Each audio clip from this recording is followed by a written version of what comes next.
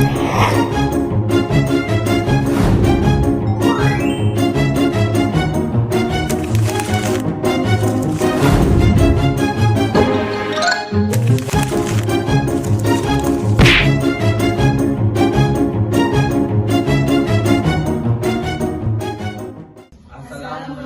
warahmatullahi wabarakatuh. Kami dari kelompok 4 akan menampilkan video tentang pelayanan kesehatan lingkungan dengan penyakit tuberkulosis. Selamat menyaksikan. Tuberkulosis yang biasa disingkat dengan TBC adalah penyakit yang mempengaruhi sistem pernapasan, terutama paru-paru, dan disebabkan oleh bakteri Mycobacterium tuberculosis atau bakteri TBC. Tuberkulosis merupakan salah satu penyakit menular yang penyebarannya melalui udara. Menurut Permenkes RI nomor 13 tahun 2015 tentang penyelenggaraan pelayanan kesehatan lingkungan di puskesmas, disebutkan kalau pelayanan kesehatan lingkungan adalah kegiatan atau serangkaian kegiatan yang ditunjukkan untuk mewujudkan kualitas lingkungan yang sehat, baik dari aspek fisik, kimia, biologi maupun sosial, guna mencegah penyakit dan atau gangguan kesehatan yang diakibatkan oleh faktor risiko lingkungan. Pelayanan kesehatan lingkungan terdiri dari 3 tahap. Yang pertama konseling, dan yang kedua inspeksi, dan yang ketiga intervensi. Konseling merupakan proses interaksi antara konselor dengan klien atau pasien untuk membantu masalah yang dihadapinya. Tujuannya yang pertama membantu individu mengatasi hambatan perkembangannya. Yang kedua, membantu individu memahami diri sendiri, keadaan sekarang, dan kemungkinan keadaan di masa depan. Dan yang ketiga, membantu individu belajar bagaimana memecahkan masalah. Yang keempat, membantu individu menemukan kebutuhan-kebutuhan yang akan datang. Ada 6 langkah dalam melaksanakan konseling yang disingkat dengan 1-7. Salam atau sambut, D. Tanyakan, U. Uraikan, U. Bantu, C. Jelaskan, U. Ulangi. 2. Inspeksi merupakan kegiatan pemeriksaan dan pengamatan secara langsung terhadap media lingkungan dalam rangka pengawasan berdasarkan standar, norma, dan baku mutu yang berlaku untuk meningkatkan kualitas lingkungan yang sehat. Yang ketiga, intervensi merupakan tindakan kesehatan pengamanan dan pengendalian untuk mewujudkan kualitas lingkungan yang sehat baik dari aspek fisik, kimia, biologi maupun sosial yang dapat berupa komunikasi, informasi, dan edukasi serta menggerakkan atau pemberdayaan masyarakat.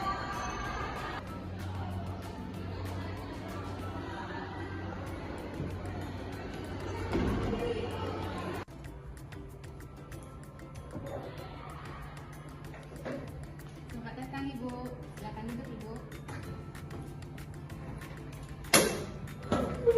Sebelumnya Ibu pernah berobat ke sini Ibu? Belum. Ibu memakai BPJS apa umum? BPJS. Aku lihat dulu BPJS umum. Terima kasih Ibu. Bentar ya Bu.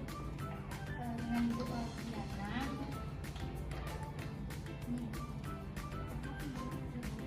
Baik Ibu, Ibu silakan ditunggu di ruang tunggu dulu Ibu dengan nomor antrian 20 Ibu. Terima kasih Ibu. Ini sih Dok. Ya, saya masuk. Ini Dok rujukan atas nama Pak dan Ibu. Pagi Dok. Oh, ini ya yang nama Ibu Loviana Putri. Iya Dok. Apa gejala yang Ibu rasakan? Dalam beberapa minggu ini saya mengalami batu bedah secara terus menerus serta kurangnya nafsu makan saya dan berat badan saya juga turun Dok, dan ketika malam saya selalu berkeringat tanpa melakukan kegiatan apapun. Dari beberapa gejala yang telah Ibu sebutkan, Ibu mengalami penyakit TBC.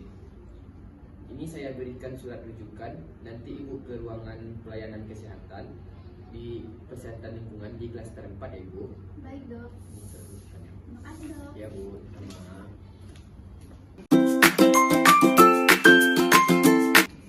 Selamat pagi Ibu, selamat datang. Silakan duduk. Baik Ibu, sebelumnya perkenalkan, saya Ratu Lutfi sebagai konselor pada pelayanan kesehatan lingkungan di klaster 4 pada puskesmas ini. Boleh saya minta surat rujukannya Ibu? Baik, di sini Ibu menderita sakit TBC ya Bu, atau tuberkulosis. Dari sepengetahuan Ibu, apa arti penyakit tuberkulosis atau TBC? Jadi yang saya tahu Bu, TBC itu penyakit dengan gejala yang batuk berdahak secara terus menerus selama seminggu. Jadi sudah berapa lama Ibu batuk-batuk?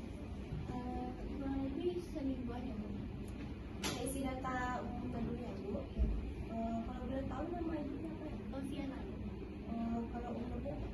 25. Kalau boleh tahu lagi pekerjaan sehari-harinya apa ya? Pekerjaan saya guru. Coba Ibu ceritakan apa saja kegiatan Ibu belakangan ini. Setiap pagi saya memasak dan menyiapkan makanan untuk keluarga saya dan setelah itu saya kan berangkat mengajar Bu. Setelah saya mengajar, saya kemarin ini sempat menengok teman saya yang sakit. Ternyata juga sakit TBC Bu, dan saya juga tidak menggunakan masker karena saya belum tahu kalau dia mengidap penyakit TBC. Coba Ibu ceritakan bagaimana kondisinya. Rumah saya sedikit sempit Bu, ada 2 kamar dan di dalam rumah itu ada 6 orang Bu, mertua saya dan anak saya 2, yang satu SD, yang satu lagi balita, dan suami saya. Suami saya tuh sering merokok Bu di dalam rumah. Padahal saya sudah bilang kan, tolong kalau merokok di luar, tapi kata dia merokok di dalam rumah Bu. Padahal kan ada anak balita dan terkadang saya kan memasak gitu kan Bu pagi-paginya. Jadi saya nggak sempat membuka jendela pagi hari, dan mertua saya terkadang juga melarang saya untuk membuka jendela karena katanya debu masuk Bu. Dan suami saya juga terkadang saya menyuruhnya untuk membuka jendela, terkadang dia juga nggak mau Bu. Jadi saya habis memasak itu kan saya banyak kegiatan Bu untuk mengajar, dan saya mengajar ke sekolah Bu. Kalau boleh saya tahu untuk peralatan makan atau minumnya digabung atau bagaimana? Untuk peralatan makan saya gabung Bu, karena saya kan belum tahu kalau saya penyakit TBC, dan juga palingan saya cuci dengan pakai sunlight gitu aja Bu. Kalau misalnya batuk kan Bu, apakah Ibu menutup mulut pada saat batuk? Biasanya saya pakai tangan Bu, terkadang saya lupa gitu ya. Jadi langsung saja Bu. Kalau untuk dahaknya dibuang kemana? Terkadang juga di WC Bu, tapi kadang-kadang kan saya suka mepet gitu kan Bu, jadi langsung saja ke halaman rumah maupun ke halaman sekolah Bu. Dari penjelasan Ibu tadi, izinkan saya menguraikan lebih jelasnya lagi ya Bu. Jadi penyakit TBC itu adalah penyakit yang menular yang disebabkan oleh bakteri Mycobacterium tuberculosis ya Bu. Jadi bukan penyakit turunan. Biasanya disebabkan juga kayak dari percikan liur, dari batuk, atau enggak dari misalnya kayak Ibu nanti membujuk teman yang tidak pakai masker. Jadi bisa saja tertular melalui udara. Kemudian kan Ibu ada anak balita nih, kebetulan Ibu juga lagi sakit. TBC ini kan penyakit menular kan Bu. Jadi sebaiknya untuk tidur Ibu pisah dulu sama anak Ibu. Setelah itu kalau untuk peralatan makan dan minum sebaiknya juga dipisah ya Bu. Setelah itu untuk pencegahannya Ibu bisa membuka jendela minimal 1 kali sehari pada pagi hari, atau enggak seharusnya 2 kali sehari ya Bu. Setelah itu kalau memasak buka jendelanya. Setelah itu kalau batuk tutup mulutnya. Kalau ada yang merokok usahakan merokok di luar ya Bu. Di sini izinkan saya menjelaskan ya Bu bagaimana Ibu bisa menderita penyakit tuberkulosis atau TBC. Jadi berdasarkan yang Ibu ceritakan tadi, bisa Ibu lihat tuberkulosis itu adalah penyakit menular ya Bu, termasuk penyakit menular yang berbasis lingkungan. Jadi untuk gejalanya bisa Ibu lihat di sini, sesuai dengan gejala yang Ibu sebutkan tadi, batuk-batuk, demam meriang, nyeri dada, berat badan menurun, nafsu makan berkurang. Setelah itu di sini juga ada Bu, cegah TBC dengan cara perilaku hidup bersih dan sehat. Bisa Ibu lihat di sini dengan memakan makanan yang bergizi, membuka jendela agar rumah mendapatkan cukup sinar matahari dan udara segar, menjemur alas tidur, dan mendapatkan vaksin bagi anak usia di bawah 5 tahun seperti anak balita ibu tadi, dan olahraga teratur, tidak usahakan tidak merokok dalam rumah ya Bu. Setelah itu istirahat yang cukup. Nah, jadi kan ibu pergi membesuk teman ibu, kemudian apalagi ibu tidak memakai masker, kemungkinan pada saat itu teman ibu lagi batuk dan kebetulan teman ibu tidak menutup mulut, kemudian ibu terpercik atau bakterinya bisa menyebar lewat udara lalu masuk ke sistem pernafasan ibu. Setelah itu dari kebiasaan ibu tadi seperti tidak membuka jendela, kemudian alat makan dan minum tidak dipisah. Setelah itu tidur dengan seharusnya kalau tidur itu kan ibu ini penyakit menular kan Bu, jadi harus dipisah tidurnya. Terus kebiasaan merokok suami ibu tolong dibilangkan ke suaminya untuk merokok di luar. Berdasarkan yang saya sampaikan tadi, coba ibu ulangi apa saja yang sudah saya sampaikan. Jadi tuberkulosis ini penyakit menular dari bakteri Bu, dan cara penularannya itu melalui udara dengan percikan batuk, dan gejalanya batuk berdahak secara terus menerus serta kurangnya nafsu makan dan kurangnya berat badan serta demam, dan pada malam hari berkeringatan tanpa melakukan kegiatan apapun. Gemillah, memakan makanan yang teratur dan bergizi serta istirahat yang cukup, olahraga dengan teratur, dan tidak merokok di dalam ruangan. Baik Ibu, jadi kan penyakit ibu ini termasuk penyakit berbasis lingkungan ya Bu. Jadi saya dan tim saya akan melakukan inspeksi kesehatan lingkungan. Ya, apakah ibu bersedia? Bersedia Bu. Kapan ibu bersedia? Saya sore dulu. Baik, untuk informasi yang lebih lanjut nanti akan dihubungi oleh tim saya Bu. Terima kasih atas waktunya ya Bu. Baik Bu.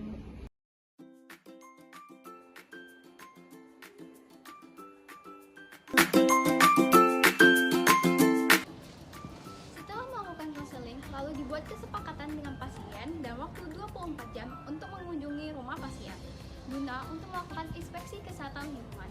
Inspeksi kesehatan lingkungan adalah pemeriksaan dan pengamatan terhadap media lingkungan dalam rangka pengawasan standar, norma, dan baku mutu yang berlaku untuk meningkatkan kualitas lingkungan yang sehat. Inspeksi kesehatan lingkungan dapat dilakukan dengan 4 cara. Yang pertama, pengamatan fisik media lingkungan, yaitu kegiatan pemeriksaan dan pengamatan terhadap media lingkungan seperti air, udara, tanah, sarana prasarana, pangan, vektor, dan binatang pembawa penyakit untuk meningkatkan kualitas lingkungan yang sehat. Yang kedua, pengukuran media lingkungan di tempat dilakukan dengan menggunakan alat in situ untuk mengetahui kualitas media lingkungan yang hasilnya diketahui secara langsung di tempat, seperti pengukuran pH air, pencahayaan, kelembapan dan kebisingan, dan lainnya dengan menggunakan alat sanitarian kit. Yang ketiga, uji laboratorium dilakukan apabila hasil pengukuran in situ memerlukan penegasan lebih lanjut. Yang keempat, analisis risiko kesehatan lingkungan, yaitu metode atau pendekatan yang mengkaji lebih cermat terhadap potensi risiko kesehatan yang berkenaan dengan kualitas media lingkungan. Analisis risiko kesehatan lingkungan dapat dilakukan dengan 4 cara. Yang pertama, identifikasi bahaya. Yang kedua, analisis respon. Yang ketiga, analisis padenan. Dan yang keempat, yaitu penetapan risiko. Dari penyebab masalah pada sesi konseling, ditemukan bahwa penyebab dari masalah penyakit TB yaitu tingkat hunian rumah padat, ventilasi rumah yang tidak memenuhi syarat, serta perilaku tidak higien seperti merokok di dalam rumah. Dari penyebab masalah di atas, maka dalam tahap infeksi dilakukan pengamatan fisik media lingkungan dengan aspek udara seperti dengan mengamati ventilasi rumah pasien dan aspek sarana bangunan seperti kepadatan hunian, luas kamar, pencahayaan, kelembapan, dengan memakai instrumen kesehatan lingkungan rumah sehat.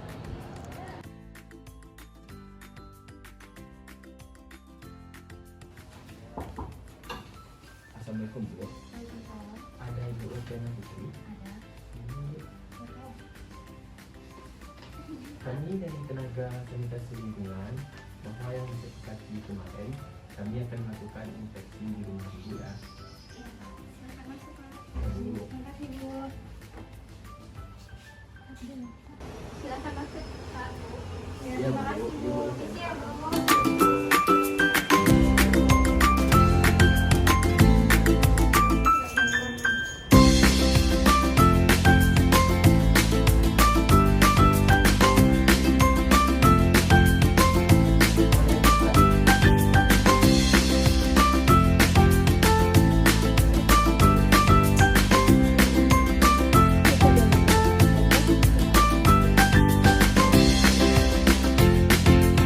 Jalan-jalan lagi Ronda.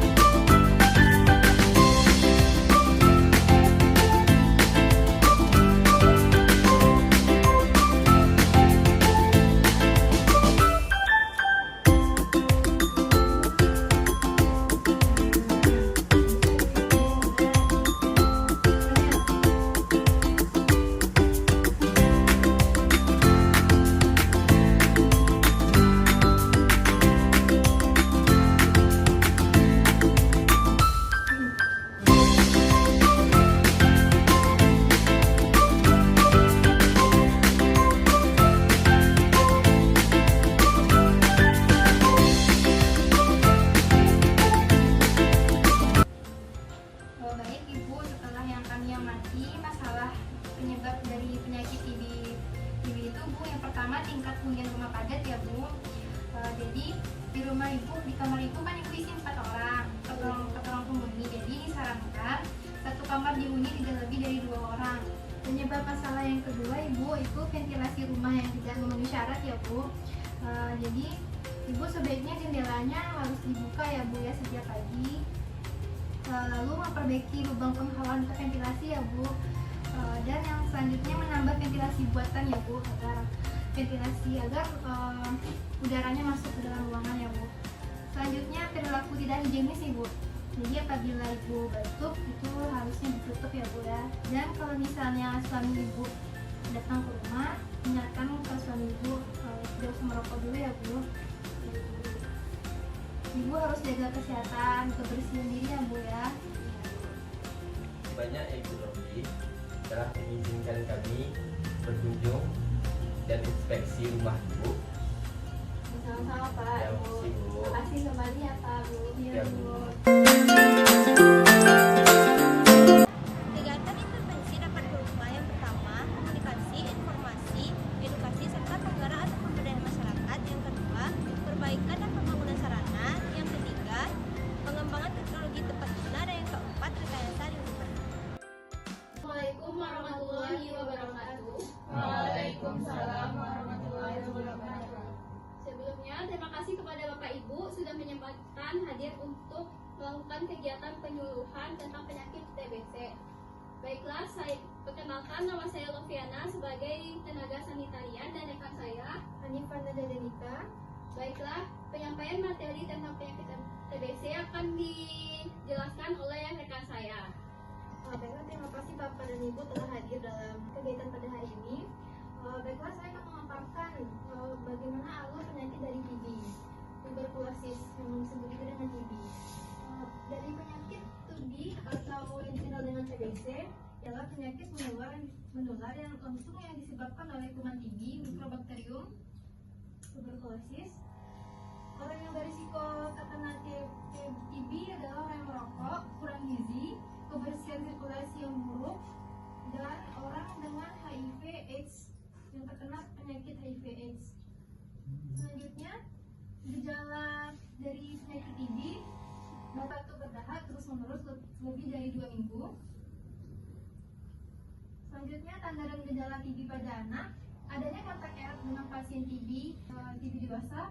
Selanjutnya, batuk lama selama 3 minggu atau lebih, berat badan anak tidak naik malah turun walaupun gizi sudah diperbaiki.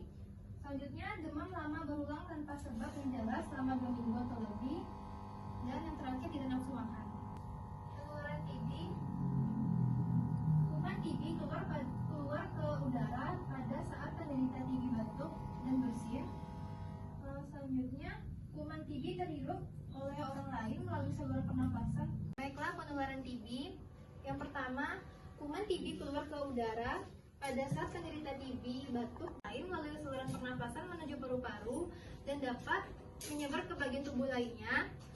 Selanjutnya, jika daya tahan tubuh lemah, orang tersebut menjadi sakit TB. Di dalam tubuh, kuman TB dilawan oleh daya tahan tubuh, dan jika daya tahan tubuh kuat, orang tersebut tetap sehat. Yang pertama, menelan obat secara lengkap dan teratur sampai sembuh. Terus yang selanjutnya, pasien TB harus menutup mulut dan hidung dengan seput tangan atau tisu saat bersin dan batuk. Selanjutnya, perilaku hidup bersih dan sehat.